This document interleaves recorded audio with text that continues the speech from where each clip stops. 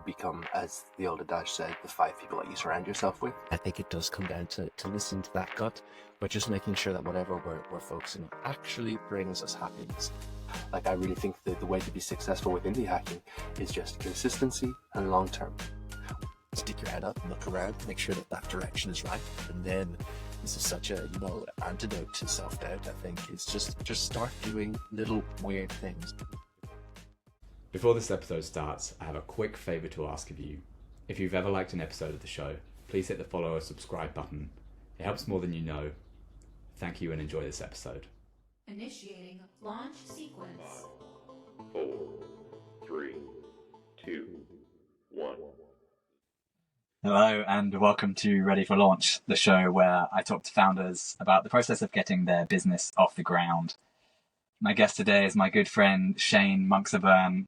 Shane, welcome to Ready for Launch. How are you doing today? Very good, Ian. Thank you very much for having me on. I've been looking forward to it.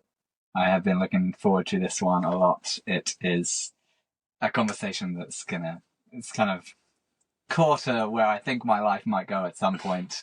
And yeah, you are one of the most interesting people I have met to date in my life, so I'm very excited about this conversation. Would you do me the honors of introducing your business and what you think is unique about it? So, I have a very, very odd thing that is my livelihood, and that is I teach people how to build camper vans, how to build vans to live in full time, because I've been living in my van full time for 4 years now, and teaching people how to build them for about the same length of time.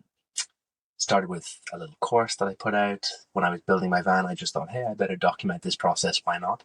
And then slowly but surely it just turned into the full-time thing, and it's a pretty unbelievable job, no doubt about it. But calling it a job seems a bit weird, because I don't know if it really counts as a job. It's just a very, very fun thing to do. Wake up in the van, teach people about the van, and then go to sleep in the van. And a lot of my friends live in vans too. Yes, a lot of the people here in Chamonix seem to love the van lifestyle. You mentioned you started with one course and it's grown from there. Can you expand a little bit more about what the various parts of your business are? Like, how do you teach people to build vans? Mm-hmm. So what I noticed when I was building my van now, 5 years ago, and when I was filming everything for it, I didn't know what exactly I was going to do with the footage. I just knew that I should document the process. I literally had no idea. I was just building the van and putting a camera there and just trying to document as much as I could. I literally had no idea whether I'd start a YouTube channel, whether I'd do God knows what. And when I had all the footage together, I then was figuring out, okay, well, what is the gap here? And there was no van conversion course. It didn't exist. Whereas there was already lots of van life stuff on YouTube. I mean, that's like the home of van life is YouTube videos. So I just said, okay, well, look, I buy lots of courses already. I was a coder back then, and I was buying lots of courses on Udemy. So I said, well, why don't I just check out Udemy, and they can just do all the marketing for me. And so fast forward to today, there's like 1,500 people who have taken the van conversion course from all those years ago. So that really kind of kickstarted it. But at that time, the van was definitely not the full-time thing. At this time, I had also been running a startup for 4 years, which was VC-backed. We had 15 investors on at the time I was there. So the van was just kind of this background thing that was happening. I had the course. It was sort of running itself, but the startup that I was running at this time was really the main thing. It took a huge amount of time, but interestingly, I suppose with that startup, I did all the raising from these 15 investors. I was the fundraiser because it was my biz, but I did it from the van. So frequently I'd be on some beach in the middle of who knows where with the door open, pitching to some investor, trying to like turn the camera around, say, hey, look, check out where I am. And they seem to love that. But it was really only 2 years ago that when I left this startup that I had started and handed it over to my co-founder, that I said, okay, well, it's time to figure out what's the next thing going to be. Like, I want to start something new. I've done the startup thing. I've worked for big tech. I've done freelance. I've done all these different things. What's the next thing going to be? So I did loads of woo-woo worksheets trying to figure out what's my purpose, like what's going to make me really, really happy. And I really sat down, and before jumping in after leaving the startup 2 years ago into the next project, I really thought deeply about like what that would be and what was I would be really passionate about. And there were lots of things that that could have been, and I had lots of ideas about what that would be. I mean, I literally keep like, hundreds of business ideas in a little Notion document of things I could have possibly done. But really, like when I looked at what I was super passionate about, it was the van stuff. It's like the people who are so amazing in that community. It's so hands-on DIY, travel, minimalism, nature, challenge. Like there's so many amazing parts to it. So I decided that it would be wise to just focus on one thing at a time 2 years ago. I was kind of thinking I was being drawn in different directions and, thinking, oh, maybe I could do. At this time, I was very obsessed with this thing called 12 in 12, where you start 12 startups in 12 months. A guy called Peter Levels did it, who started Nomad List, and a few people have done it. And so I was kind of tempted, will I do that? And I had to stop myself. I was like, dude, you've just come from a startup, 4 years, like proper fast-paced startup. Do you really want to do that again? And I was like, no. And also the chance of success in trying to do 12 things at once is probably not all that high. So I said, let's just focus on this one thing that I've already got going, which is this van thing, and just make it like work. So at that time I decided, all right, well, I'll write a book about everything that I've learned to date. And so I spent, I spent a lot of content written at that stage, but I spent the next year writing this book, launched it, over a year, I suppose, launched it last June. And that is what the business currently is centered around, is the course and books and just teaching people through all loads of free blogs and things like this, how to build beautiful vans that they can travel around in and hopefully have some effect on people's lives in some tiny little way and help make it just a little bit better. Very cool. I'd love if you could share a little bit of the philosophy of van life. You are not just teaching people how to do this. This is the way you live your life. And there's obviously a minimalist and more belief system that comes with that, but maybe you could share like what van life means to you. Yeah, I think the philosophy of van life is like a particularly interesting subject to me. It's literally chapter 1 of my book. My book is basically a glorified instruction manual, but chapter 1 is that philosophy of van life. And I think I touched on a couple of keywords there, but there are certainly keywords of the philosophy of van life and why it's such a beautiful way of living. I think one is the minimalism of it. You don't have a choice. You have to downsize. You just cannot have everything with you. So you just have to be really choosy about what you can actually bring with you. You can't have a walk-in wardrobe full of clothes, and there's just many things that you can't have. And it just, by pure necessity, like forces you to start living a minimalist lifestyle, which I think is just very healthy for the soul in general. Nature is probably the reason why I got into this and why I wanted to start doing this lifestyle, is to be able to like wake up by a river, wake up in the mountains, wake up in a forest, wake up by the sea, and to be in nature all the time. Like I am obsessed with nature. If I could be inside of a tree, I would. So it's so incredibly important to me, hence why I'm living in Chamonix, which is so nature focused with the van. But I suppose it's the most important thing in my life, is being in nature. And so the van has absolutely facilitated that, just to really be in nature all the time. And I still feel like the van is only the halfway point. The tent is the next step. But I just, as close as I can possibly get. And then I think a third one that's really important. We're in such a overly stimulated society, I think, and it's just always content coming at us left, right, and center. Of course, this goes without saying. We're just overly stimulated all the time. And I think the empty space that a van can bring and the alone time that a van can bring is really fantastic. I'm a very sociable person. And so to have that thing when I step inside of this van, and this van is very purposely built to be as cozy as humanly possible. It's a Zen den. You come in here and it just feels very relaxing. And that was very intentional. I wanted to be able to come in here and have my zone that was complete shut off, complete turn off, complete just quiet space. And so for me, it's been just this amazing vehicle, no pun intended, to deepen my spirituality, I suppose, and deepen my meditation practice and things like this, because it really gives you that quiet space that sometimes, living in the city or living in a house or an apartment or whatever, it can be, I think, a little bit more challenging, whereas I can, drive off and be in the middle of nowhere and it's just so peaceful. So the quiet is really important to me, and the van definitely helps that. So those are three pieces of philosophy, I think, Mhm. that are most important to me, probably with it. When in your journey did you discover that nature and being as close to that as possible was so important to you? So my dad was always big into the mountains. He came to where we are now, Chamonix, for as a climber over the years, climbing very big mountains here. So he definitely inspired me to come here. But of course, there's this childhood resistance to probably doing what Dad would have done when I was a kid. So I would have, gone on lots of walks back home in Ireland, etc., with him, and hikes and these things. But I think the first moment I realized just how important nature was to me, I was sitting in school. I was probably about 13 years old, sitting in geography class, and it was such a sunny day outside, and I was bored out of my mind. And I just remember thinking, goodness, I'd love to be on top of a mountain right now. But it still laid latent for me until Bear Grylls was a very big inspiration to me. As funny as that name may be to some people, he hit me at the right time.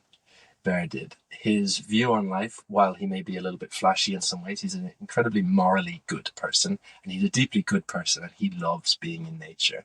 And what first got me into it was watching Man vs. Wild, and I got really into bushcraft. So, foraging, building shelters. I would go off just on my own solo bivvies with my dog, like go off for multiple days at a time. And so that was kind of the gateway drug was was Bear Grylls for sure. And I think the bushcraft was such a nice way to get into nature, as opposed to the things maybe that I do now, which are much more extreme sports.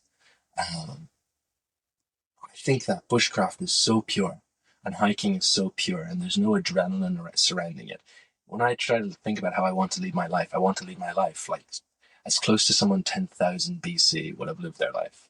Obviously, I'm very happy to have modern medicine for sure, but bushcraft is so pure and just like being really close with nature. And I think ultimately that's where I'm going to go back to it. While I don't do any of that stuff now, like I think it's going to come full circle. Like just walking in nature and just, doing those more natural things. Bit of a roundabout answer. Mhm. Yeah, I'm not sure any of those 10,000 BC people would have had a van to get them around in, No, but maybe a tent. maybe. Okay, let's talk a little bit about entrepreneurship. Did you grow up thinking, was entrepreneurship something that was present in your family? Like, was it instilled in you in a young age, or was it something you discovered later on in life? So my mother is a musician. She's a harpist from Ireland. I'd say reasonably well-known harpist from Ireland. And Mum's always been very entrepreneurial. She could never have worked for anybody else because she always would have been fired from a job if she was working for anybody else. So she was very much always doing her own thing.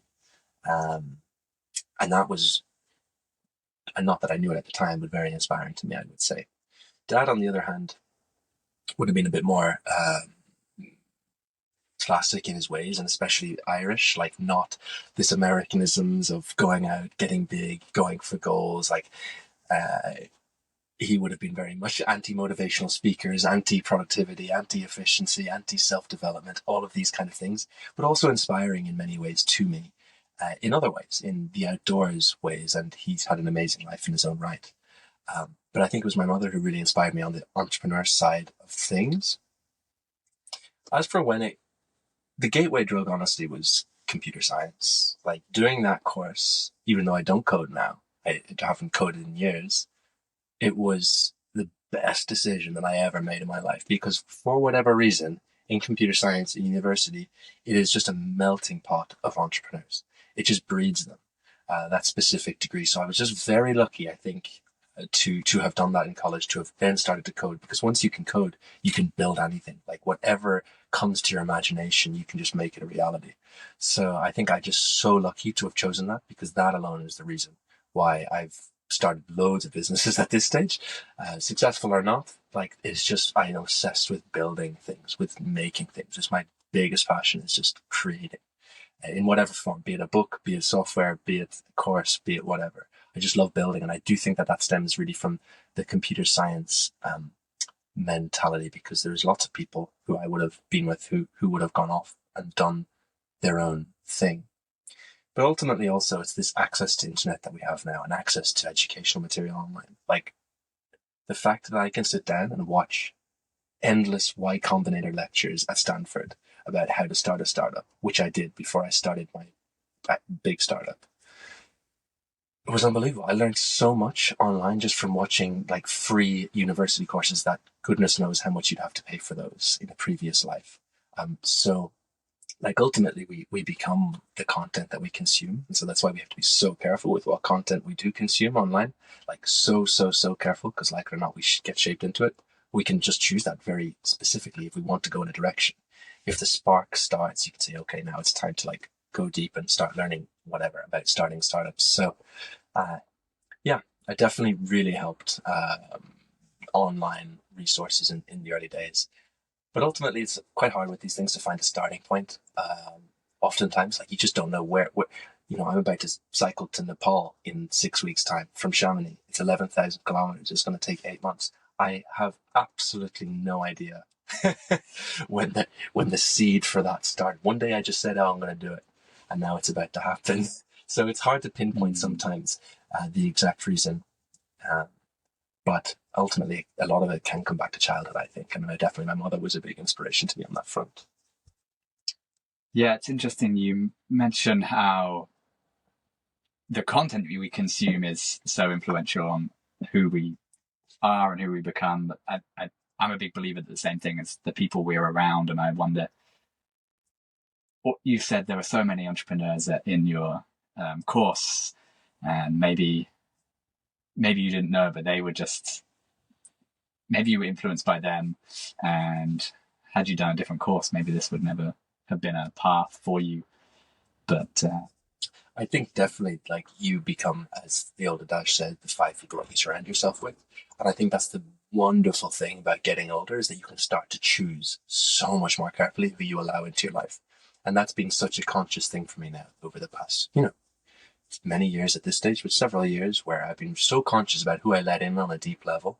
And it's just improved my life like tenfold, and to have let go of people who just didn't, who I didn't feel were appropriate to be in that very close quarters. But when you're a young kid, 16, 17, God knows what age, like, or even younger, 14, I mean, God, I look back at just the egos and the attachment and the wanting to be cool and the wanting to fit in and just trying to be friends with everybody, no matter what kind of person they are.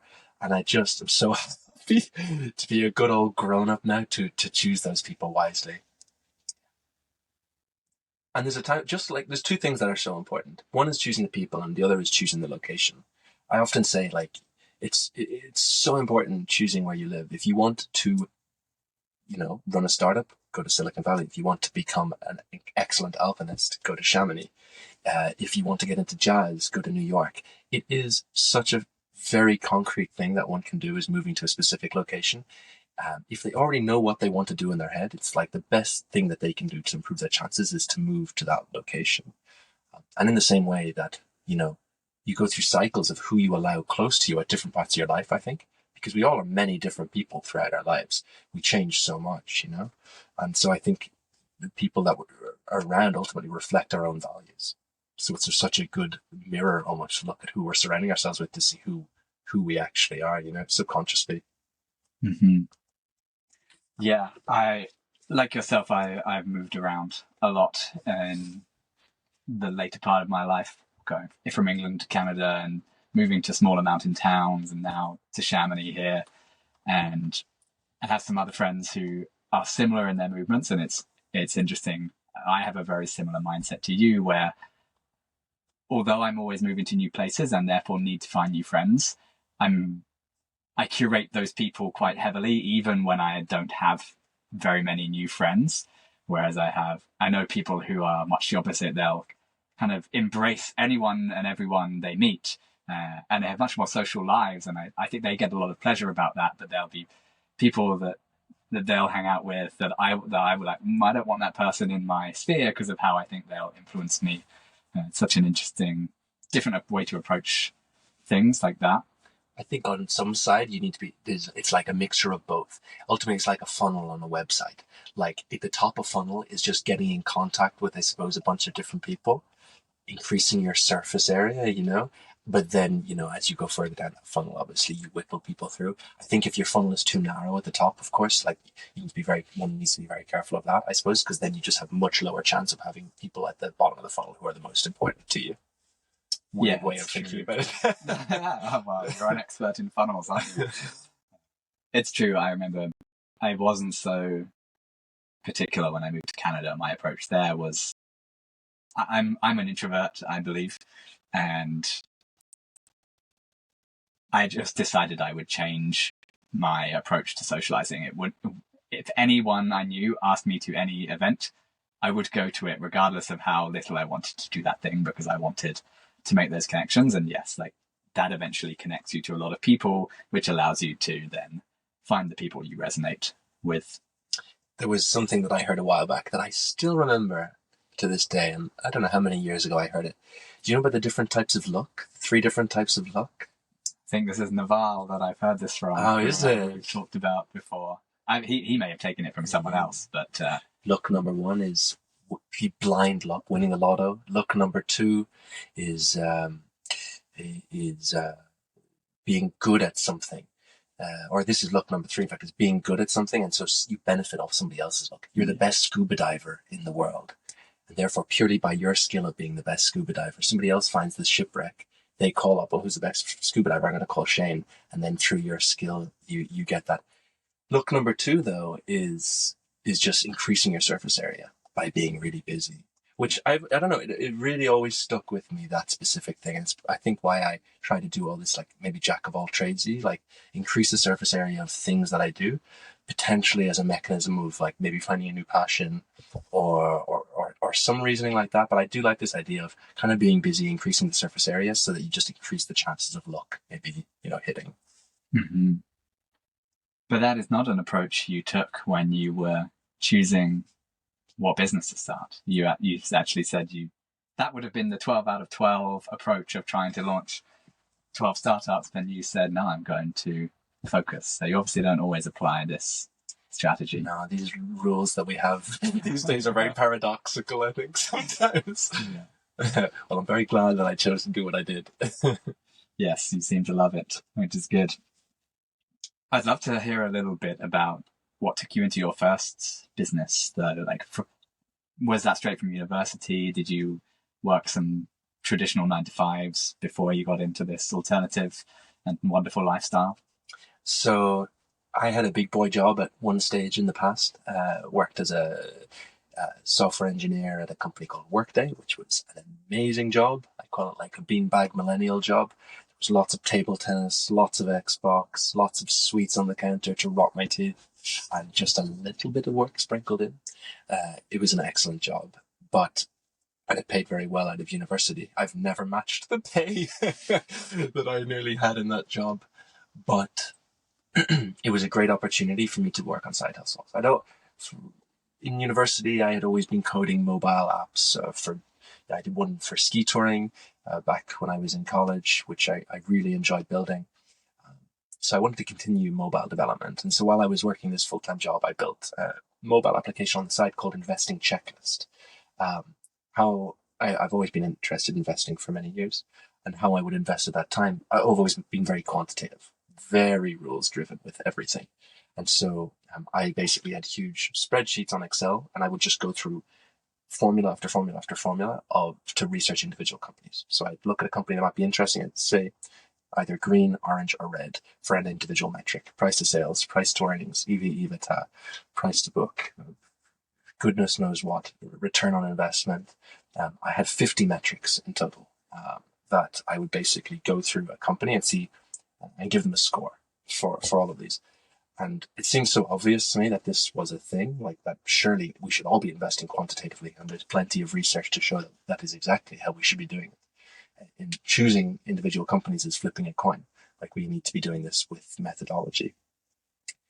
So I got incredibly obsessed with this methodology, this quantitative methodology. So I basically built a mobile app where you could research any publicly traded company in the world, and it would break the company down by all metrics. So you could see every single metric and how it scored on each of these metrics, and it would give it an overall score. I got 15,000 downloads in total, and then I ended up retiring the app. because this was kind of the gateway into startup land for me, because it had somewhat worked. People were paying for the app, so on, so forth. And I had a friend who I was working with in Workday, who I ended up stealing from Workday because we started this business together. He was also interested in finance, interested in investing. And for me, I was obsessed. I mean, I was just endlessly watching, as I said, Y Combinator videos and doing X, Y, Z. So I got Connor and I said, look, let's do this. Let's go for it. So we started putting together, wireframes. We started doing lots of user testing, started to prove out our idea, validate the idea. What was the idea? So the idea was to make a SaaS platform. So it's a B2C platform that anybody could use and get a subscription to, which basically gave quantitative hedge fund strategies to anybody. So normally for a quantitative hedge fund, you have to be extremely wealthy, have millions and millions of dollars to your name, and there are huge fees associated with that. We wanted to give these exact same strategies to everybody, to anybody. So it's a level above what my sort of, in inverted commas, because it's not simple, but simple mobile app did, bundle it into very specific strategies and sort of allow people to use them. They could hook up their own broker, whatever online broker they use, DeGiro, Robinhood, goodness knows what, plug it into our platform and it would manage their portfolio like a hedge fund would, but without any of those fees. But we ended up going to, it became a real thing. We got our first investors on board. We went to an accelerator in London called Level 39, which was phenomenal. Got some more employees on board, and then it kind of just kept going for like, like 4 years for me, and it's still going now. They just completed their next round of funding. But I left, as I said, 2 years ago. But that was a super interesting journey, no doubt. And it absolutely has changed my life. There are certain things that we do in life that there's only one way of learning the lessons of that thing, and that's just to do it. You can't learn it from any book. And there's so many parts, I suppose, of being an entrepreneur. It's so fun because you are just a jack of all trades. You have to do a little bit of everything, and I love that part, I must say. It's so tremendously fun. But certainly there were so many life skills that came from building startups, and it's continuing now, even though mine is bootstrapped now by a long ways, whereas the last one wasn't. But I don't even, I'm sure I'd still be able to do what I'm doing now without those previous lessons, but it felt so necessary. Like the things I learned, I'll have with me forever. It's such a toolkit. What are some of those lessons that you took away that most influence you now? I have to say, interpersonal skills are one of the most important things in business, I would think. Yeah, of course, it depends on what you're doing, but the whole process of fundraising was the most bonkers experience that I've ever had. For several months, I'd be pitching sometimes up to 3 times a day. I felt like I had bipolar syndrome sometimes. I didn't, but I have this ability to turn it on whenever I want and then turn it off, and I'll be my own little solo, happy in my quiet space. But these days, I'd literally click OK, go on, start pitching, smile, turn the endorphins on, level 110%, and then I turn, finish pitching, and I just got exhausted. And then I do it again. And it's just like this, it was this crazy thing of exhaustion to then euphoria. It was literally like a high. And then you come down off it again. And as wild as that roller coaster was, and we were very successful with it, it was learning how to present to other people, how to pitch. Unbelievable. And even, I would say, even in the giving the confidence as well. I've always been reasonably confident, I would say, but you have no choice but to be confident. If you're not confident in a pitch, you're not going to make it. So I think definitely the interpersonal skills were massively improved, both in dealing with investors and then also in dealing with the team.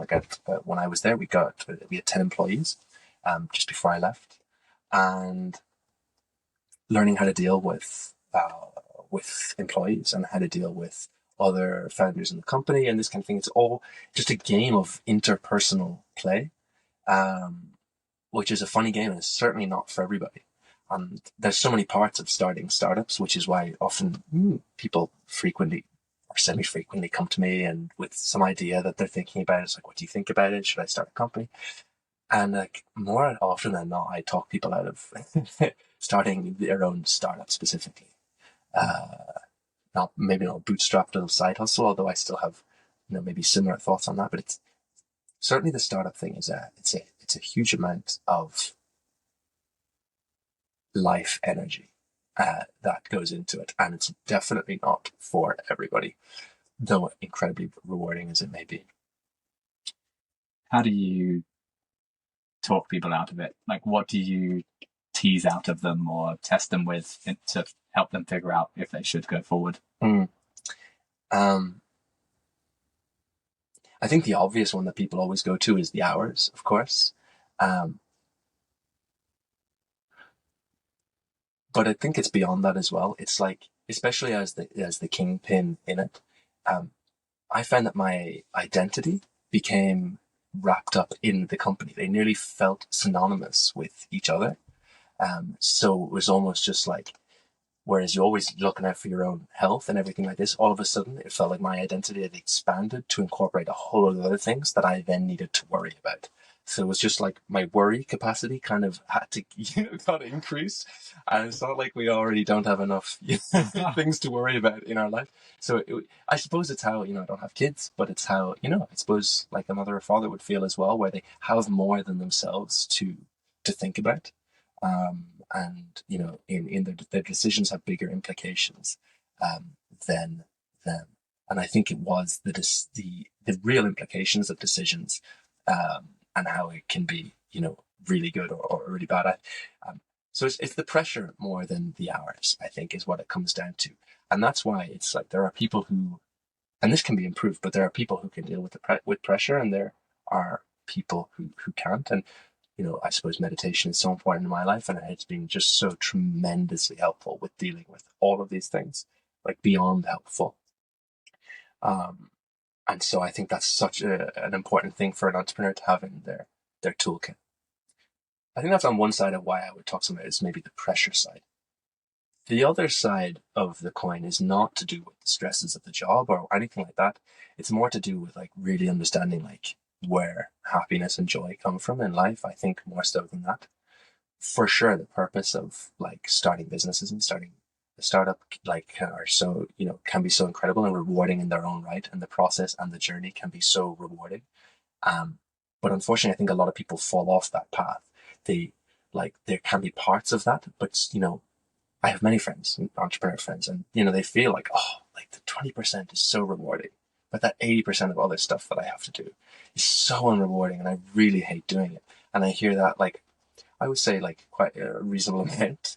And obviously, if you can increase that purpose and if you can increase that joy and happiness of the job to be the 80% rather than 20%, fantastic. You've done an awesome job.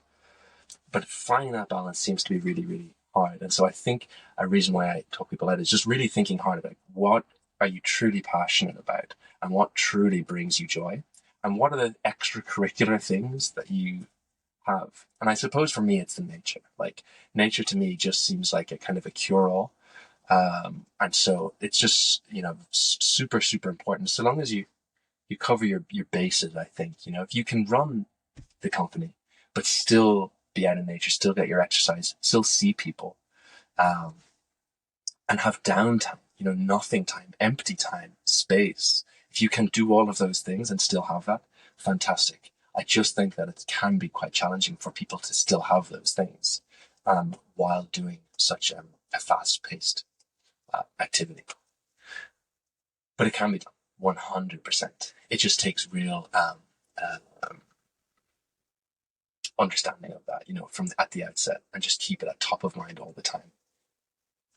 Yeah, and I think a lot of that comes down to expectations of what building a startup means. You were obviously, your first one was in the world of high growth, venture backed, like we must grow to pay to get the 10x, 100x growth.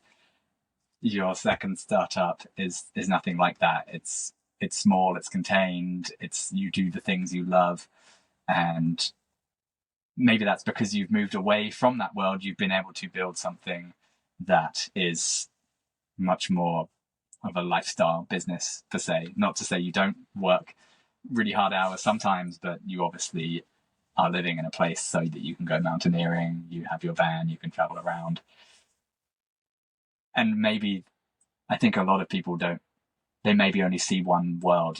They see the stories of the big tech unicorns, and they don't realize that there's a whole spectrum of what being an entrepreneur can be, and picking the one that suits your lifestyle. Exactly. I definitely, I dissuade many people. I mean, I say, but bootstrapping on something you're passionate about is awesome.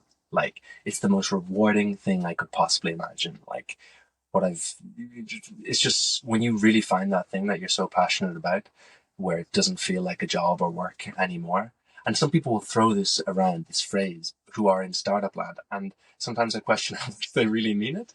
But truly, if you do find that thing, it's the most rewarding thing in the world. And I think it is exactly seeing that spectrum, that you don't have to go like VC backed, like go big or go home. Like, there is a smaller indie hacking way. Indie hacking, amazing, like indie hacking of just starting like I've done, is super, super rewarding, and so many people can do it. And I was saying to you before the call, like, I really think the way to be successful with indie hacking is just consistency and long term. One thing that I loved from back in the like investing days was I learned so much from investing, more than I've learned from any other thing in my life about life. I learned from investing, because the rules in finance are rules for life, more so, as I said, that I found rules in mountaineering that are rules for life to do with risk and things like this. But in finance, there were so many, and I used to write them down.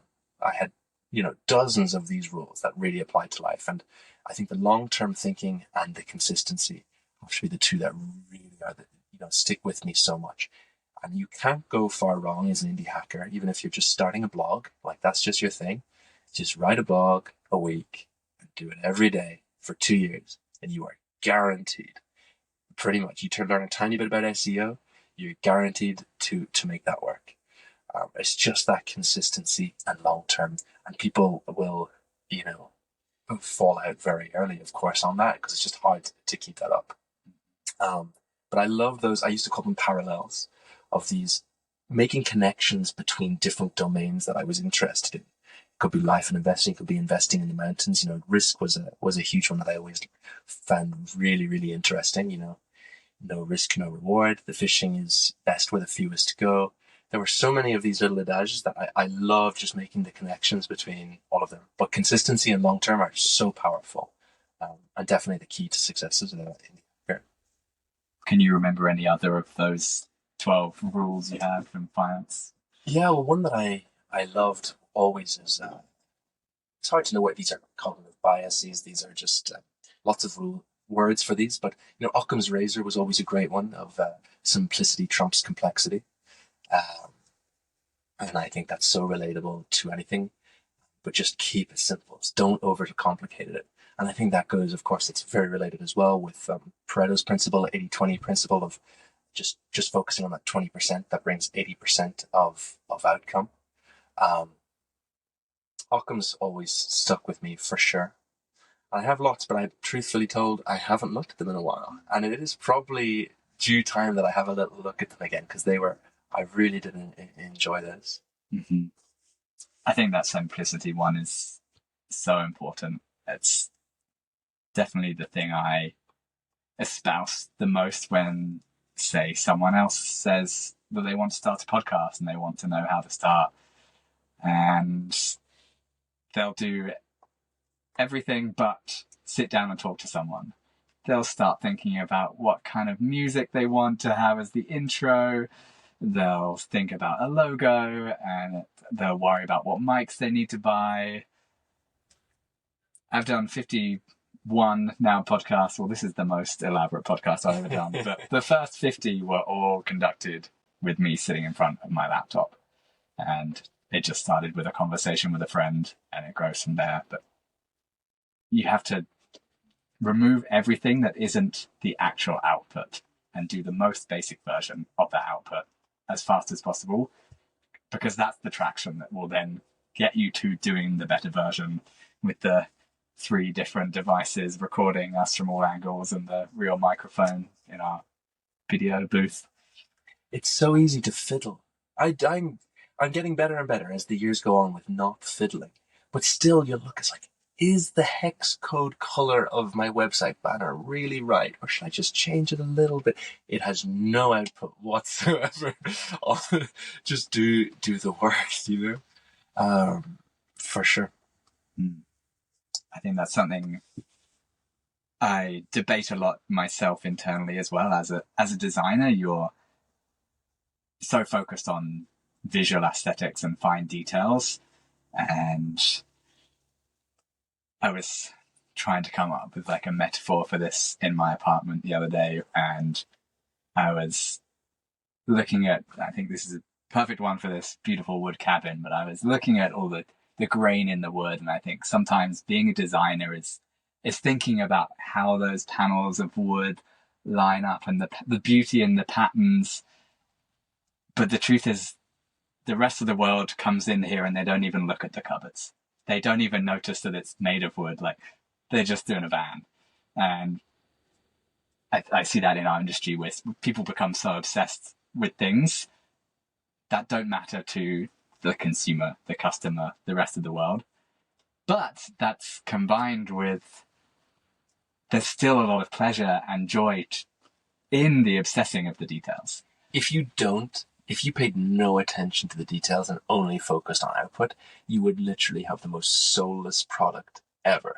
You would just feel like a snake oil salesman. If it's a digital online product, God knows what, but just like a snake oil salesman of just like so clinical, and there's just nothing nice about it whatsoever. You need to have these little bit of details and a little bit of personality that goes into it to make it your own, like, for sure.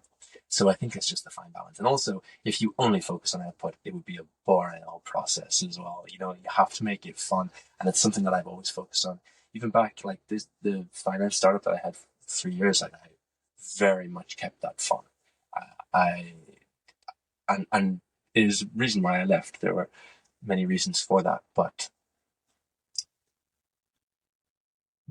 this light-hearted way of living and personality, it just didn't feel to fit into the jigsaw puzzle of like a quantitative finance application, you know. But even there, I definitely tried to add the personality in massively. Mm-hmm. Something you've mentioned a few times is like fun and finding your passion in what you do. And that's what you did when you moved on to building this fan conversion business. You called out something earlier about these woo-woo worksheets that you did. And we were talking before the show about how few people have anything they're passionate about, even especially work. So I wondered if you had any advice or things that you went through that actually helped you narrow down what you found interesting. Yeah, I think looking into your childhood is always a great place to start when you're looking to find passion. And it's really asking the question of like, what did I like as a kid? And many people draw blanks when they initially hear that. It's like, you hear it all the time. Not just when I was a kid, but I have no passions. I have no interests. I have no hobbies. Or they think back to when I was a kid. I was like, I didn't do anything.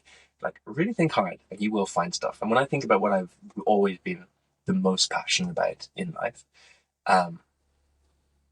throughout the years has been writing. Like, I have always loved writing and reading. I was always reading and just always writing fairy tales, novels, God knows what. And it would be easy to overlook something like that because writing is something that you do, you know, everybody does it every day nearly, you know, be it on a keyboard or whatever. So we kind of maybe pass it off as not being a passion because we haven't really understood that, oh, this is something I'm actually good at, and something not only that I'm good at, but that I really enjoy doing. So that was a very clear one for me, and why I knew that, okay, this next thing should be like written content. So hence the book, which then, you know, has fed the blog and has grown now as it has. So looking back to childhood, I think is an excellent thing to do. The worksheets that I would have printed off had lots of different questions on them, and truth be told, I can't remember too many of the questions now. But I remember harping back to Mr. Bear Grylls. He had a book years ago when I was going through a tricky time, and the book was Mud, Sweat and Tears. Mud, Sweat and Tears was called. an old cringy self-development book, probably by Mr. Grills. But he had, at this stage, I just didn't know what I was good at, if I was good at anything. Had huge amounts of like self-doubt. This was before college. Would have been in school years ago, and just really felt like I just was good at nothing. And he had a little worksheet that was in that book, and I must get the book just so I can find this little exercise that I went off and did. But essentially, the exercise was just go on a long walk into the hills and bring a pen and paper with you and just write down like what you're passionate about, what you're good at. And I must read through it to find this again. But I remember doing this exercise, and I was really not in a good place back then. And I went up, I was lucky to grow up in the countryside, so up my local hill, right up to the summit, which has a beautiful view. And just as I was getting up to the summit, I remember just like completely breaking down. And because I had done this exercise that he had suggested to do, and I kind of realized like, oh, I'm not dreadful at like everything. I have actually loads of things that I'm passionate about, and loads of things that I hadn't thought about before that actually do count as being serious competencies. They're just so easily overlooked. I think it could be something like writing, or it could be, oh, I'm not sporty, I'm not active, whereas now I'm I would say rather fit. But you kind of throw these things off as like, oh, I never did any team sports in school. I did rugby for 1 year or whatever. I just sort of threw these things off as not being good. But when you deeply, analyze these things, you realize, oh no, these were just false assumptions that I had about myself that were completely incorrect. And sometimes you just need to really sit down and, I think, question those false assumptions that you have about yourself. And some people have way more of these than others. And I really feel for people massively who have this deeply ingrained self-doubt. I have noticed it more, I must admit, among women than in men. Men seem to, in general, have this confidence, for good or for bad, who knows what. But having this deep self-doubt is just, right? You meet people all the time who have this, and it really upsets me in a way. Because do you not see how amazing you are? You have so many things. Why are you saying these things about yourself? They're just not true, and you genuinely believe that it's true, and it's completely not. So I think we really need to question when we have a strong thought or opinion about what we are good or bad at, and really question that. Yeah. Yeah, I think all of the current things in my life that are most important to me are the things that I would have been the worst at in school. I got D's for fitness in school. My favorite thing to do now is to do half-day long trail runs through the mountains. My two worst subjects were English writing and French. And I'm now learning French in France, and the thing I look forward to most at the end of the week is I write a blog every week on the weekend, and I get excited when it's coming to the weekend, so that after skiing I'm going to come home and just sit down for 2 hours with my iPad and just write something about my day and my life. And just, yeah, it's strange how things change if you just give them the opportunity to. I love that. And I think is that, again, the beauty of getting older is you can give yourself that space to do it. Some people, of course, will just blissfully have their head in the clouds the whole time and never discover these things. But that's why I do think it's important to as well increase that surface area, to just play around and dip your toes in a few different things, to just increase that possibility of finding those things that are those passions. And that once you realize that you can do one of them, you realize that all these things are connected and there are all these parallels, and you can start doing other things. And then this is such a antidote to self-doubt, I think, is just start doing little weird things, juggling, Rubik's Cube, God knows what, because then you'll realize it's oh, anybody can learn how to do this, and yeah. I think we need to add the context that in Shane's van there's this little panel of wood with lots of still sticky notes on it, and one of those is a list of monthly tricks and things to learn, which include Rubik's Cubes, juggling, and just trying something new every month. So skill of the month. Skill of the month. A couple of years I did them, trying to knock off just weird things, mindless things. Juggling is the best. Out of all the things up there, calligraphy is great, but juggling, man, is amazing. Everybody should juggle. just turns off your mind, and you just don't have to think about anything. And it's just this using your body, using your hands. It's just amazing. Did you discover, is it Seth Godin who talks about juggling and his technique for teaching people? Did you hear that when you started juggling? I heard this only maybe a year ago. I heard Seth Godin on a podcast talking about his juggling. It made me really happy because Seth is awesome. But no, I had been juggling for a while, I must admit, at this stage. But it did make me really happy to hear that Seth had been doing it. Honestly, what got me into all the circus toys, because I've got poi, yo-yo, all the things. Love all of the circus toys. But God, I used to do people's head in when I had a real job. Like, before my startup, before anything, I was still hippie boy. Like, I'd be going around bare feet at my standing desk. But I remember I bought a yo-yo one day. And so I had the yo-yo at my desk, and I just couldn't stop playing with it. And I must have done people's heads in all around me and at the other desks. I just always had so much fun. I had loads of different things, but I was always yo-yoing at the standing desk.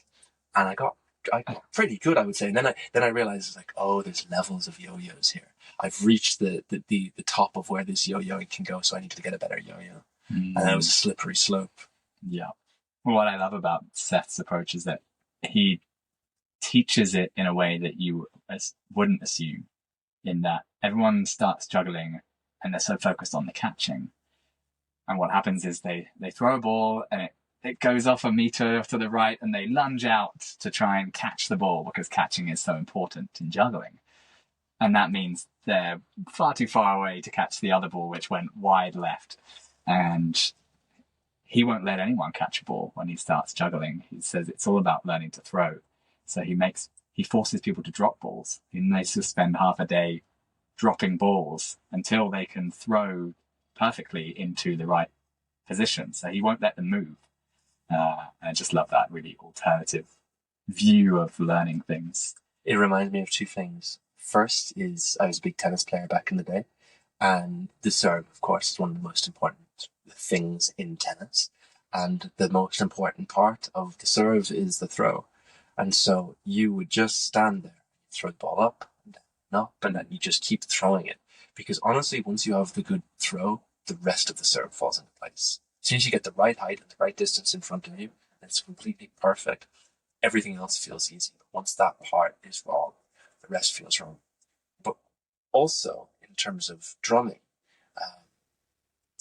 interestingly with drummers, and I'm not a drummer, but the worst thing you can do as a drummer is to really listen to the band that you're playing with and really try and play the drums to the band, play it to the song, and try to match every single drum stroke and drum beat with the song. You're guaranteed to fail. You want to just play with nearly out listening to it, just completely turn it into muscle memory, and to not concentrate on, in terms of catching the ball, I suppose, with each individual hit of the drum. You just let it flow out of you. Play around the music. Rather than trying to match every beat. I always wanted to learn the drums, but find it very difficult every time I sit down to even get my left hand to do something different from my right foot. It's such some neural pathways haven't been built there in my brain yet. Have you seen Tim Ferriss try to learn it in 1 week? No, was this one of his experiments? Yeah. Yeah, I only saw I looked at his language one recently, because obviously I'm trying to improve my language skills, but I haven't seen the rest of them. They are very good, I must admit. He basically plays live on stage without ever having drummed before, with a serious, proper band, in 1 week of drumming. I mean, it's terrifying, but he does it. It's possible. Yeah, and he was crap when he started as well. Buy a drum kit. Watched him. Yeah, there we go. Yeah. Speaking of learning how to do things, how did you learn to build a van? Mate, the internet is a fantastic resource. It really is. I never had much DIY skills growing up. I mean, I was lucky in that Dad had a garage with like some tools in it, but I just had to learn everything along the way. What got me into this was watching Free Solo with Alex Honnold.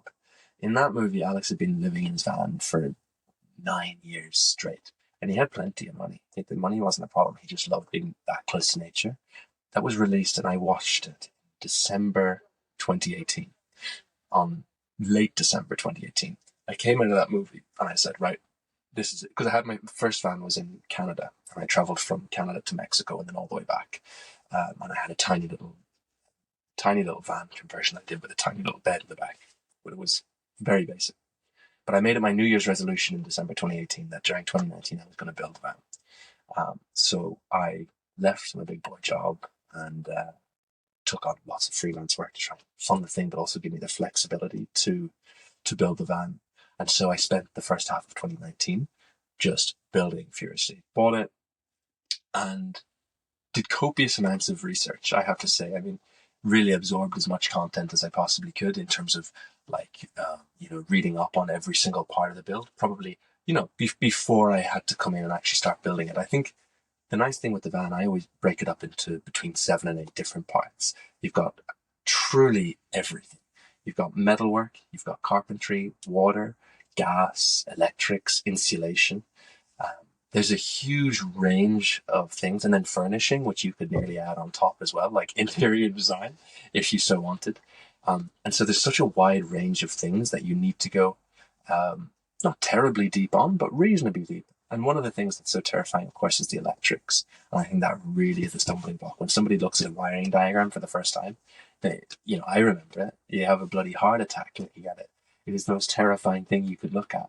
But slowly but surely, you look at enough wiring diagrams, you look at enough explanations, you start to understand it. But when I built my van, lots of resources out there, but not resources like there are today, in that not books like there are today. Back when there wasn't a book like my book, basically back then, which would have been an absolute lifesaver. Like literally, this is how to do it. This is everything you could ever need to know about the topic. It didn't exist. There wasn't a single book. There was, Nate Murphy had his ebook, but it was very basic back then. He's since improved it. It's like my book now. So it was very much parsing together information from YouTube videos, blogs, things like this, and just finding it as you kind of go along. But there are certain things that you really want to avoid when you're building a van, like mistakes that are pretty critical to avoid. And I feel very lucky. Everything went really, really well, I must admit, with this conversion. I mean, nothing went awry. And I think, I did a lot of research. I spent a huge amount of time making sure I did it right. But I do kind of feel somewhat lucky that things didn't go awry. With that being said, there are still things that I wish I had done for my own safety's sake. One of those, is to do with off-gassing and the chemicals that are in products that we use. Like a lot of insulation or a lot of paints or a lot of finishes and varnishes have huge amounts of very, very harmful things, volatile organic chemicals and all sorts of things. And I just wish I'd take a little bit more precaution probably when building the van, using safety gear, stuff like this, masks, eyewear, and even in the varnish that I've used on the wood. Danish oil is what I used. And it makes the wood look beautiful, like golden gorgeousness. But it does, and there's a VOC free version of this, but there's also, most of them don't have VOCs in them, and they off-gas for years. I've been living this van for years with potentially these very harmful chemicals. So there's a few things that are just very hard to get because the resources just weren't back then. But YouTube ultimately was a fantastic tool to be able to just watch other people doing it. Which 10 years back, of course, was an impossibility. How one learns how to do a van 15 years ago or 10 years ago, fair play. And you said you were documenting your process. How were you doing that? I had my GoPro set up, so I would just every day I would go out and build in the van. I just stick the GoPro out and film. There wasn't much methodology to it. Using all that footage, I put together the course, and then, goodness, am I annoyed, but I don't have the original footage anymore. And there's plenty now in the years since, because I've basically gone through this process of teaching people and educating myself over and over and over again. Every time I put out a new piece of gigantic content, I'm basically learning more and more every single time. First was the course 4 years ago for the build that we have now, and that's basic, and it's not basic, it's actually very lovely, but but then doing the book and then more courses on top and then writing blogs for the website. It was kind of building on top and on top of all these things. But yeah, honestly, the filming was very basic in the van. Just a little GoPro. I just knew I didn't know what I wanted to do with it. Just capture the content.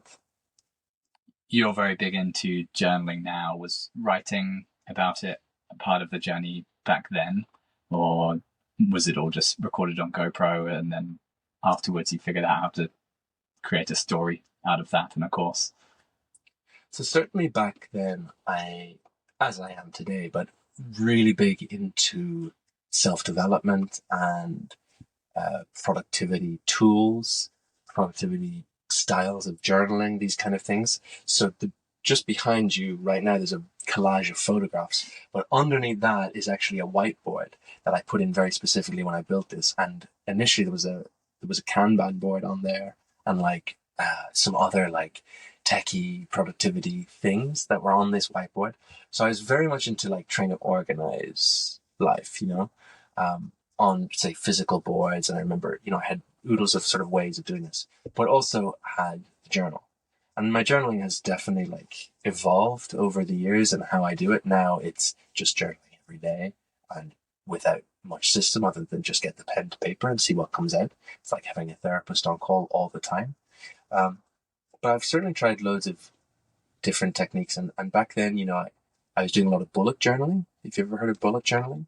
I have. Please explain away for the audience. I did bullet journaling for several years. And so this is just a journal that has dots on it. Rather than lines, it just has loads of dots. And you create things called spreads.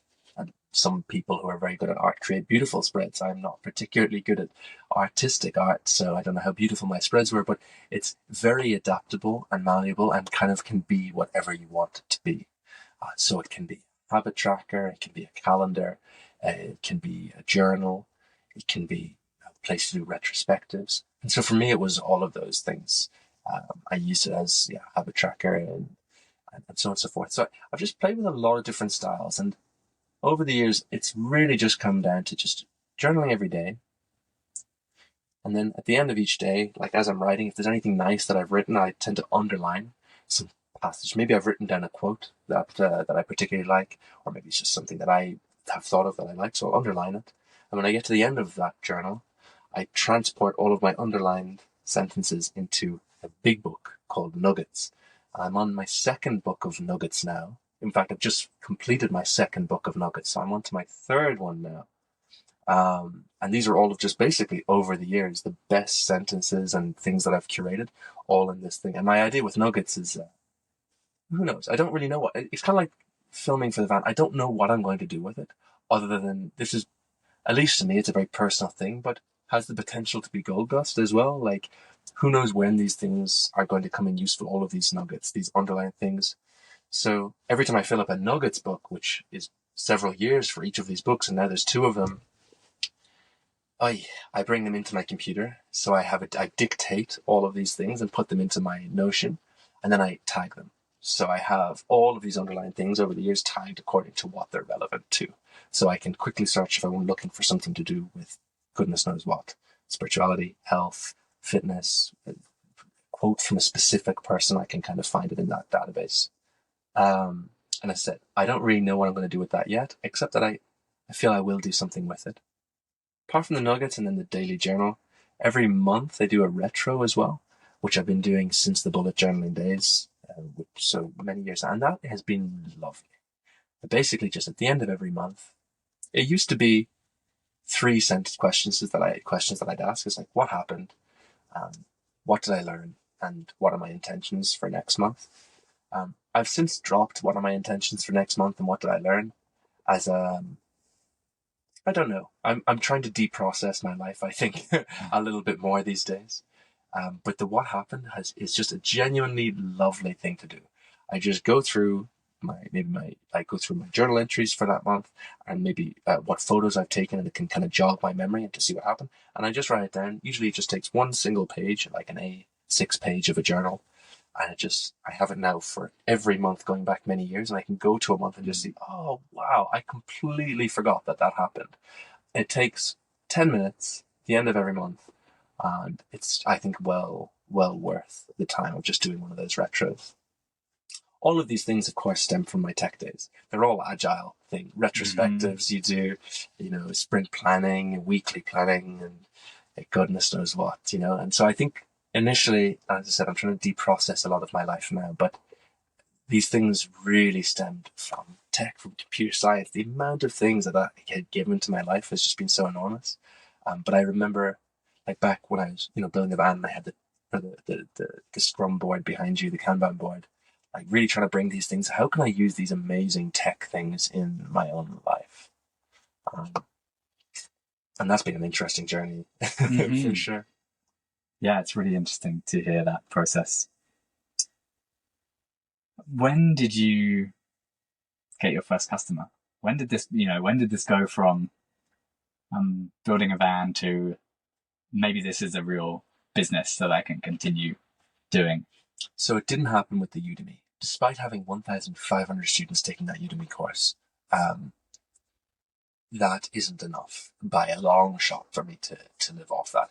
So it's weird. It's like I can look back at that and think, when did I get the first customer from that? But that doesn't feel the same, because Udemy does the marketing for you. I don't really have to go out. I did make some marketing on social media things, but not a whole load. So it didn't feel fair in a way, because Udemy did a lot of the heavy lifting. They ranked me number one on Google for these things and whatever. So I couldn't tell you who my first customer there was. This kind of just comes in. Basically, one person a day buys my course, and has done for 1,500 days, I suppose. That seems to be the way. But what did feel much more real was the launch of my book in June, and this was like everything I had learned about, launching businesses, whatnot, all the content I consumed and my own experience with my previous startup. I felt like I could really put it into practice with the launch of the book. So there were so many sort of tactical things I tried to do with the launch of that. And it definitely felt, and again, I couldn't tell you who the first customer was because there was a slew of people, of course, on launch day. But it has definitely been a very special experience. And the reward is a set of really feeling like you've done something yourself and it's worked, and that you're so passionate about it that is able to sustain you. It's so cool. But definitely just this past June has felt like when, even though the business was its own thing before, it now fully sustains me and some with. So it's just a relatively recent thing. Certainly a feel good factor though, that like launch day in June was awesome. Mm-hmm. What has it taken to get it to a point that it's sustaining you? So much background work. Ultimately, I had to write an entire 380-page coffee table book, which is a year of serious hard work. It was more than that, but like a year of proper work to do that, and none of that pays off whatsoever. I was eating into my savings, of course, the entire time doing that. My strategy was very simple. Was write a chapter and upload every chapter as a blog post on my website. And of course I knew how SEO works, just long-term consistency. So every single week throughout this year, even before book launch, I would upload the chapter as I wrote it as a blog post, and I had an email capture on the website. Get a freebie, get a wiring diagram, enter your email here. So from the moment I decided to start writing the book, I was like, okay, I need to start thinking about how am I going to market this? How do I create a business? I've now decided that thevanconversion.com is my baby. This is what I want to do, so I need to treat it like a business. And so how do I treat it like business? It's from day one, how am I going to market the end product? So it's just thinking from the outset about these things. So for me, it was very clear the marketing was going to be SEO. I don't like social media. I don't do ads. I didn't do ads. I'm doing ads a little now. So it's like SEO is the way to do it. So okay, let's be consistent. Blog post and email capture, very importantly. And boy, am I glad that I did that at the outset. From day one was capturing emails. Now we have 10,000 people in the newsletter. And it is just, a freebie, capture the email. And then just over time, as my email list grew, every time I wrote a new chapter, I put it as a blog post and email my newsletter about it. They'd go and check out the new chapter. And it became this really nice thing as, several thousand people started to go into the newsletter. I got to know loads of the people who were in that newsletter. And of course,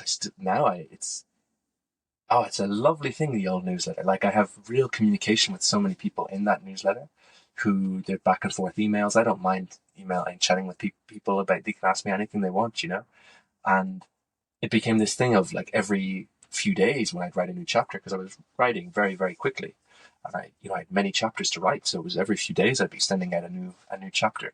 But it became this really nice thing of like, hey guys, I'm writing this book where you're always constant, like, reminding what's happening, getting the excitement going. It's like, you guys are in here first, you're here before any of this has happened. You're, you're the part of the special crew. Sending out the stuff, you get, emails back. And, by launch day, the audience was so warmed up, because they'd been following this journey for a year. They were so warmed up that, of course, all I have to do is say, we're live, like, we're gone. Send out the email, and then, hundreds of sales like could come in straight away, because they're so warmed up. And I think that is like a very core part of email marketing in general, is this idea of warming up an audience. I don't know if this is the place to go into this kind of thing, but Definitely is. But yes, certainly warming up and the newsletters. I'm so happy that I have this now, because I said there's 10,000 people in it now, and the whole business is really centered around the newsletter. Without the newsletter, there'd be a business, but not of the same kind of like scale. I'd be much more reliant on other processes. The newsletter it's really a case now of, if you need some cash in your pocket, you send an email out, and you can, through whatever. But it's all about being really personable, though. I think that's, from what I've learned, the most single important thing about it's the interpersonal side in business. And maybe it's just the way that I run my business, but like the emails that I send out and the content that I write feel extremely personal. It has a super light tone. Like, it'll be talking a little bit about what's going on. Keep it professional. Like, you need, it's the purpose is to teach people quite difficult things, but to keep it really personal, and to keep people that they don't think you're a snake oil salesman. So, I have to say, though, it has been hard as well. It's the consistency of sending out newsletters when I have so many other things going on as well. But it is this important habit to get into, I think, of sending out the newsletters, just to keep your audience just, warm, I suppose, and knowing where you're at, and to keep it the friendliness going, is quite an important thing. Is it something you continue to send out weekly? Like, we're long past the place where you've published the book. Are you still producing content for that list? Yeah, definitely. But weekly, no. Unfortunately, it's a bit more erratic. Sometimes there will be like a few emails in a row, and then a little bit of silence. So it's a tricky balance. I think in an ideal world, though, if you can really commit to one email a week, you're doing well. Like, I think that's a really good goal. Like with anything, one blog post a week, one newsletter a week, something like this is an excellent goal. And I'm not hitting it right now, but I'm not too far off it, I will say. Like, it's good. It's not too bad.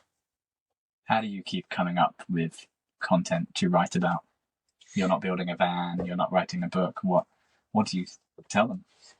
I mean, it's reusing content, right? Because there's always stuff that you can send out or write about. I have hundreds of thousands of words of content written on my website.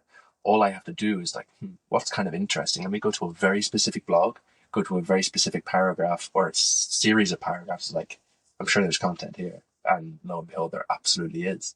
There's so much, like, because the newsletter is much shorter. It's like a mini blog post.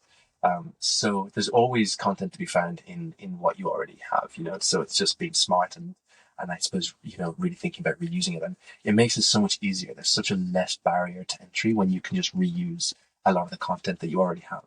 So I think that's one side of it. And then sometimes there's just like, and this is the side I don't do very much, but is maybe some of the life goings on. For example, this was an interesting winter because the last 2 winters in Chamonix, I've stayed at a campsite during December, January, February, when it's been like negative 20 degrees. But, this winter, the campsite didn't open. So that was sort of an interesting thing to. And I was like, well, I am fully off grid now, and I'm really hunkering down for some -20s. Didn't get that. There was a few -15s for sure. It was a pretty chill winter. But the funny thing was, while I do try to add this like level of friendliness and personability to the newsletter, I don't want to add too much of my face and too much of my ego to it. I definitely felt in my previous startup like there was a lot of shame there. The startup, as I said, I felt very synonymous with me, and I was I suppose the head face of it and the key marketing player in many of the strategies that we were doing. I'd be going on podcasts and doing goodness knows what. A lot of my face and a lot of my voice. And I hear my voice enough. And so I definitely thought when I was starting the van conversion more seriously, so 2 years ago, I just wanted to tone down the amount of shame, to try and temper the ego a little bit. In the startup world, like, egos can go flying, they really can. And it's been a really interesting journey for me, this specific point, to tell you the truth. And I've had some very interesting / hard conversations with people on exactly this matter before, in this previous life.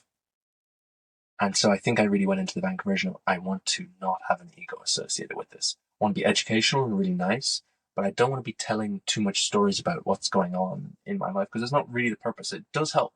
There's no doubt it really helps to have a face to the brand. It's really important. But I just didn't want to ego to fly out of proportions. Though it's all about shame, because it's just, as an entrepreneur and in this world that we're in, I just think there's some huge egos, and it's been such a journey for me to try and temper mine, for sure. It's been such a journey, and I feel happy with the progress that I've made on it, for sure. And a weird journey. Not everybody goes on that journey, because lots of people have lots of self-doubt, as we've talked about before. But then there's that other side who just need to just chill a bit, and just be really mindful of how you're actually coming across to other people. Mm. You're about to embark on a many month, many year, potentially, journey across the world on your bike. How have you set up this business to handle your departure from it? Not departure, but your distance from the laptop, to say. So I'm definitely a chronic overthinker, hey? As you likely are as well. So I think about things before they happen. I'm doing woo-woo worksheets, I'm doing self-development spreadsheets, goodness knows what, for years. And in the same way that 2 years ago, when I was figuring out what I want to do next, in the van conversion, I knew that I wasn't sure what the next step would be, but I knew that I needed serious flexibility. It needed to be a business that didn't need me to be there. It needed to be completely passive, and it would run itself, basically, though it doesn't.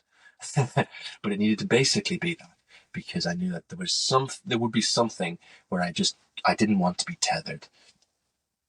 Certainly the 9 to 5 is well gone now at this stage. And it was really only shortly after deciding those 2 years ago that this was the thing I was going to really focus on, that the seed of I want to cycle to, originally it was Thailand, planted itself, and I don't know where it came from. And it has been nearly 2 years ago, nearly the same length of time as the van conversion proper, that I decided, I want to cycle to Thailand. And the reason being is, very big into spirituality, as you're probably picking up, but I wanted to go and stay in a monastery there, because in Thailand you can do temporary ordination as a monk. So you can become a monk for 3 months, 6 months, however long you like. This was the whole reason for the cycle. It actually wasn't for the cycle at all. It was, I want to go become a monk. What's an interesting way to go there rather than flying? So could be kind of cool to cycle. One guy that I had watched on YouTube, I think, inspired me. And he was a guy who unicycled around the world on his own. It completely bonkers. He was a young lad, 19 years old, and he had some hench, off-road unicycle with double panniers going down the side. So I think he planted it for sure. But yeah, so plan is to leave April 9th, 6 weeks' time, to cycle to now Nepal, and arrive there for the beginning of November.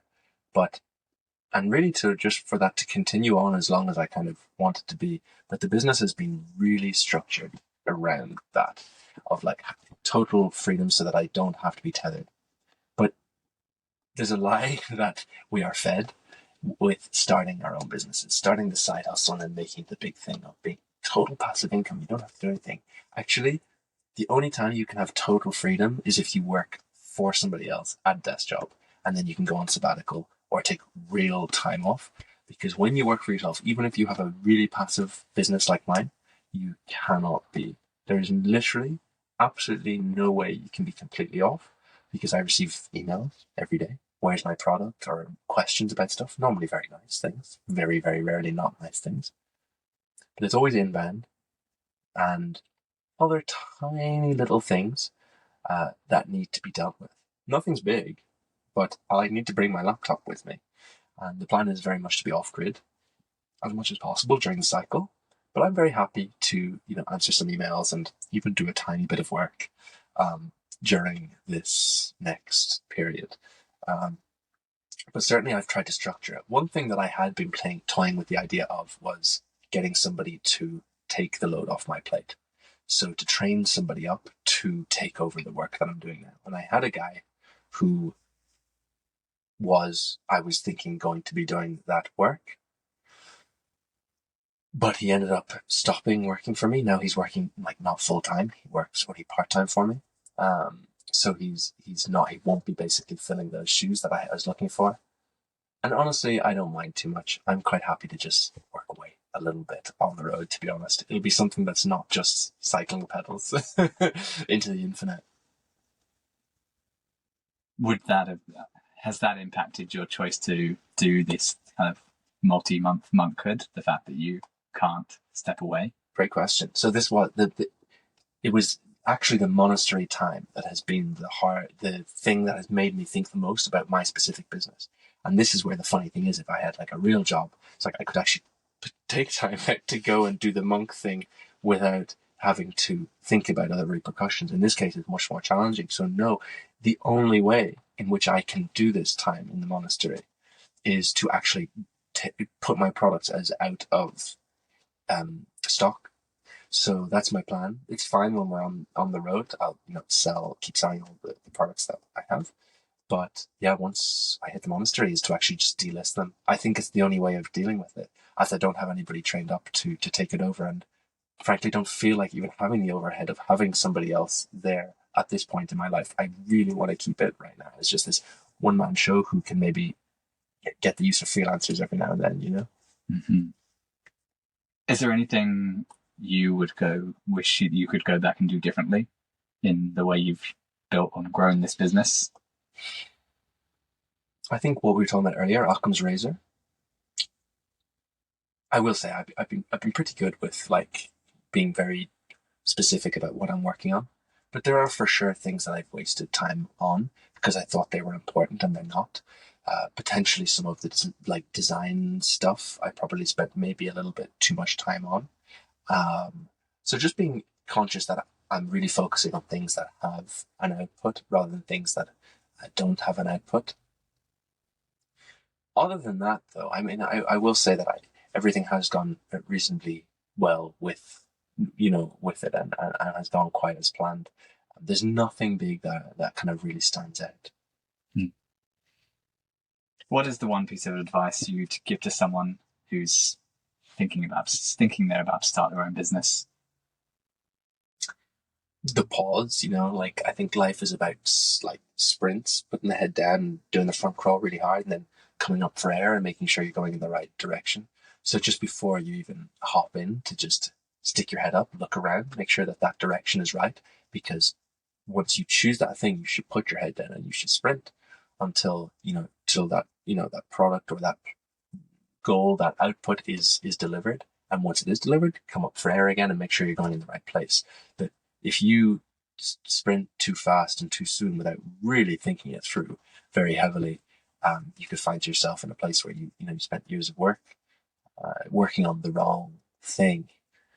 And often we don't know the answers ourselves. I think these questions, when we're trying to figure out what we actually like, what our passions are, they can be, or what we don't like, they can be very difficult because we just don't know the answer ourselves.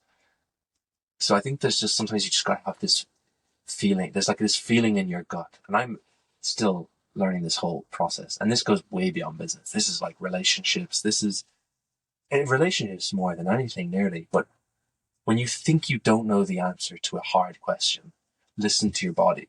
Like, listen literally to your belly. Like, what is the literal feeling in your body, and what is it saying? Because sometimes that has the answer, I think, even though your brain quantitatively may not be able to work it out. So if there's just something that feels off, feels a bit iffy, like, really do listen to that feeling in your belly, because, like, I think there's a lot to be said. So I think just choosing the direction at the start is definitely the best advice that I could give. And other than that, consistency and thinking long term. Mm-hmm. I think to build on that, a lot of people think that, or they take the approach that, I don't know what I'm doing, I need a radical change, so I have to quit my job and now I'm going to sail around the world for 3 years. Whereas actually it makes much more sense to be like, it could be interesting to sail around the world for 3 years. Let's go on a sailing weekend this weekend. And then, like, maybe we'll take a week off and go sailing and experimenting and building up to these big dramatic changes, which can apply to business too. You don't have to leap 100% into something if you actually aren't even sure that you're going to enjoy it. How can you treat it like an experiment? I've never been much good at that, mind you. I mean, you're an all or nothing kind of guy. It seems that way, though I completely agree with you, for sure. But, like, I'll just buy the van and then start the thing, with parents being like, "What? Are you sure you've never lifted a spanner in your life?" Or starting a startup, or God knows what. But I do definitely agree that is the way. How can you treat it like an experiment? You can't go wrong, I mean, I often say this with the van thing of, before hopping in and buying a van, at the end of the day, I deeply knew that this lifestyle was going to be no problem. But just like I talk people out of startups, I talk many people out of full-time van life. More people than not. It's, unless you're doing what I'm doing here in Chamonix, where I've been staying here for over 2 years, and like long staying somewhere. Living full-time van life and traveling all the time can be immensely lonely, and has all sorts of repercussions, which people need to think about a lot. But I think a great thing that you can do to see if it's for you is just go rent a van and go travel with a van for a week, and then dip your toes and get really muddy and see what you think of it then. Mm-hmm. We're at about time, Shane. Is there anything else you'd want to share? We're going to do some social media stuff in a second, but in terms of business and life, is there any other advice or any other things you want to bring up before we close? Yeah, I think just something we touched on earlier on about just really thinking about what actually makes you happy, and following that. And I think it does come down to listening to that gut, but just making sure that whatever we're focusing on actually brings us happiness. Like, does doing those 15-hour days, 18-hour days in the legal firm that you work at actually make you happy? Don't mean to be planting any seeds or ideas there. But just really deeply questioning the decisions that we are about to make beforehand, optimally. If not beforehand, the Tao Te Ching talks about dealing with things while they're small, which is the book of Taoism, maybe 3,000 years ago. But it talks about this. There's a whole chapter on it, just thinking about things and tackling things while they're small, and really being conscious about how we go about them. So just deeply thinking about what really you're passionate about, what really makes you actually happy, and tackling that while it's still small. And it's never too late either. Lovely advice. Shane, where can people go to find out more about you or the van conversion courses and book that you have? It's just thevanconversion.com, isn't it? You can't go wrong. Good domain. Easy. Very good. Thank you so much for coming on the show. I really appreciate you being here. It's been a pleasure. Thank you very much.